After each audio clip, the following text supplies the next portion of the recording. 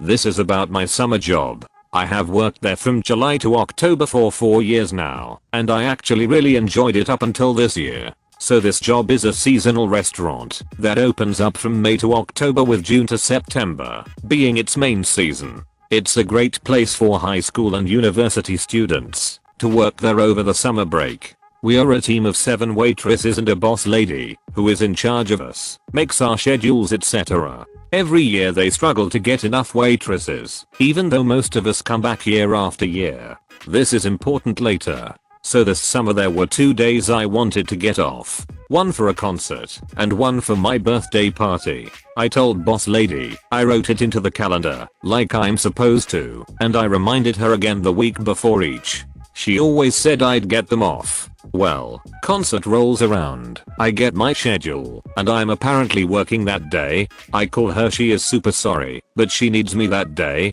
Okay, so I sell the ticket.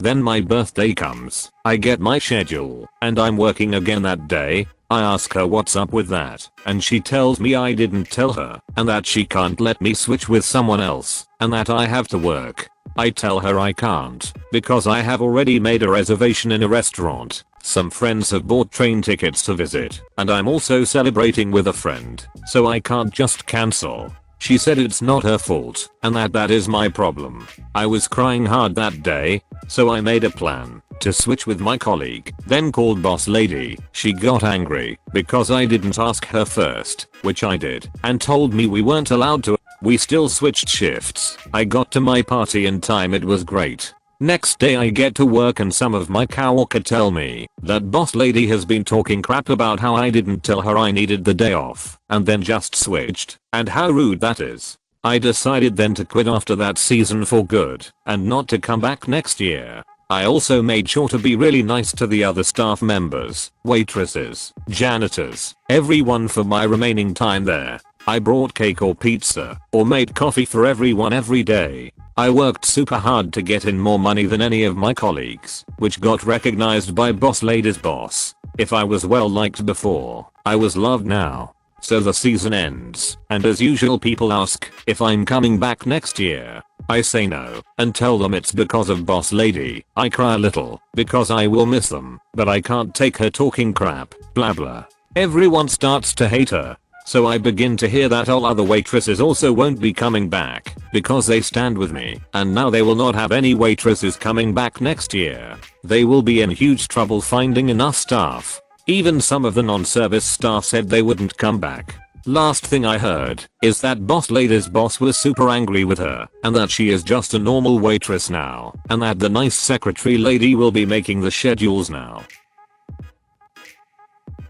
Many years ago, when I was in high school, someone in my gym class was stealing out of people's bags and lockers, taking money, headphones, jewelry, etc. I personally had $20 taken out of my locker, and one of my buddies had a $200 pair of headphones stolen. After that, I decided F this guy's going down. Nobody knew who was doing the stealing, and catching the person wasn't as easy as setting up a camera because video recording was not allowed in the locker room. So I hatched a brilliant plan. I had this marker that had a RAV light on the back that wrote invisible writing, and when you shined the light on the writing, it glowed. My plan was to grab a friend and have him put a big X written on both sides of a $10 bill with the marker, then leave it in his bag locker.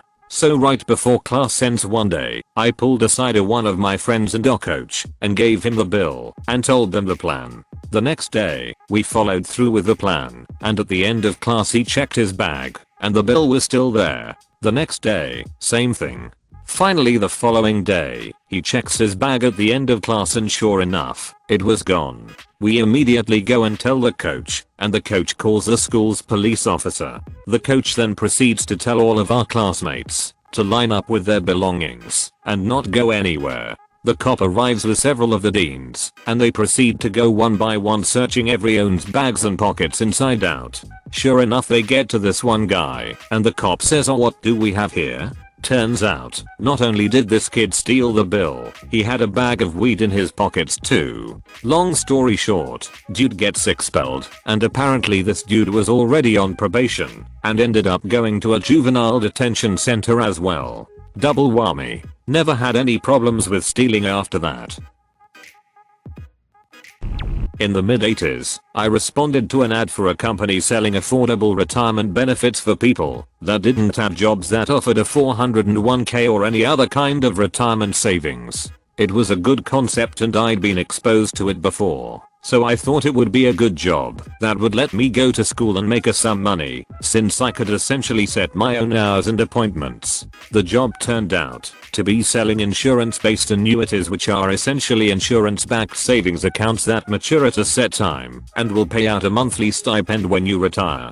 I was still in because I understood the concept and still thought it was a good thing to do for people. That was before I really dug into the company and who ran it. I worked for a guy named Michael. Obviously changed. He was a slimy manager who was in for himself, and if he had to screw you over, that didn't cause him to lose any sleep. Michael also liked to cheat on pretty much everything. This comes into play later, and then brag about what he'd done.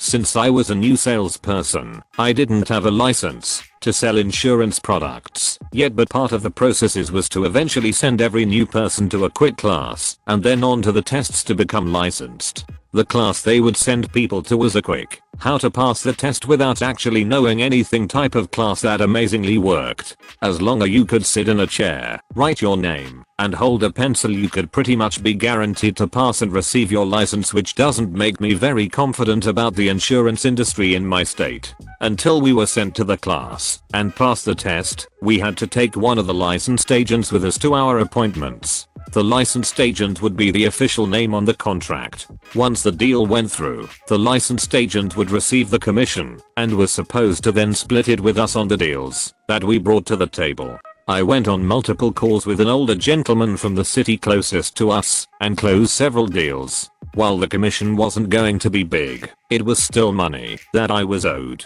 After the agent got paid, he quit showing up to our small office and wouldn't respond to any calls or requests for my part of the deal. After speaking at length with Michael, he told me it was essentially my problem and I had to deal with it as he wasn't going to do anything about it. Basically, it was, too bad you got screwed. That was strike one. The second strike was when it came time for me to go to the class and get my license. I was rescheduled and then rescheduled again. There was always a reason that I couldn't go, and then an inquiry as to why I wasn't scheduling any appointments to write contracts. I let them know that I'd start producing again when I felt that I'd actually be paid for my work, so all of my appointments were pretty much on hold. My manager then assured me I was on the rotation for the next class in 1 week, and so would I please start getting appointments lined up for the week after that.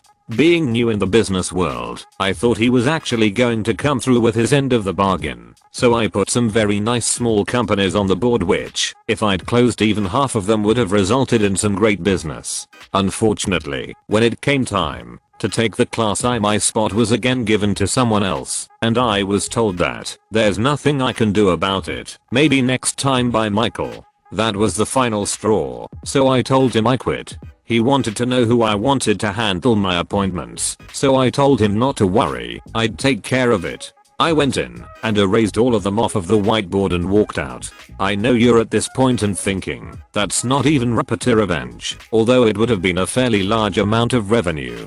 Remember the liking to screw people over and then bragging about it from earlier? Here's the revenge part. Michael, during a conversation with the new guys where he wanted to show us what a stud he was, bragged that he'd figured out how to jam his electric meter so it wouldn't count the electricity being used. Apparently, the seal on his was broken enough that he could unclip it, jam the meter, and replace the seal, so it looked like the meter hadn't been tampered with. He knew that his meter would be read on the second or third day of the month, so he'd unjam the meter and let it run for a couple of days and then open it back up and jam it again, so he'd get free electricity for the rest of the month. He'd then set his ACK to as low as it would go and run it 247. This was in a very hot southern state in the summer, so his meter probably looked like a CD player with the disc spinning at what was very probably a world record rate. With his little trick, he'd usually only have what would be considered a very normal electric bill after 2 to 3 days of running it. If you extrapolate that to 30 days, you'd have an oh my god electric bill. After I left, There were several other guys that he'd done the same thing to, so they left shortly after I did. Since we were mostly business majors at the college, we saw each other quite frequently. A week or so after the exodus, we were all sitting around talking, and the subject of his electric trick came up, so we hatched the revenge. Since it was after the meter reader came around, we took a little road trip to his house when we knew he'd be at the office, and unjammed the meter and let it run. You could literally watch the dials turn, so we knew he was going to be in for a surprise. To add to the mystery, we came back at the end of the month and re-jammed the meter, so he'd have no idea what was about to happen.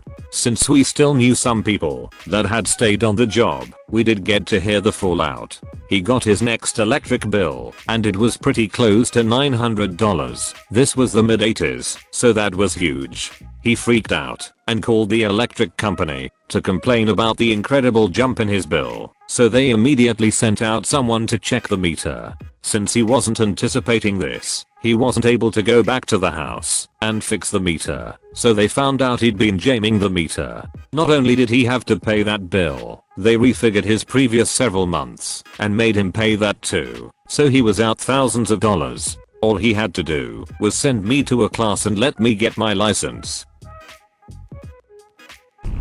Thank you for watching. If you enjoyed this video, a like and a comment would mean a lot in YouTube's world. Share with us if you would have done things differently, and don't forget to support the original authors with an upvote. Links are in the description. Peace out, and catch you tomorrow.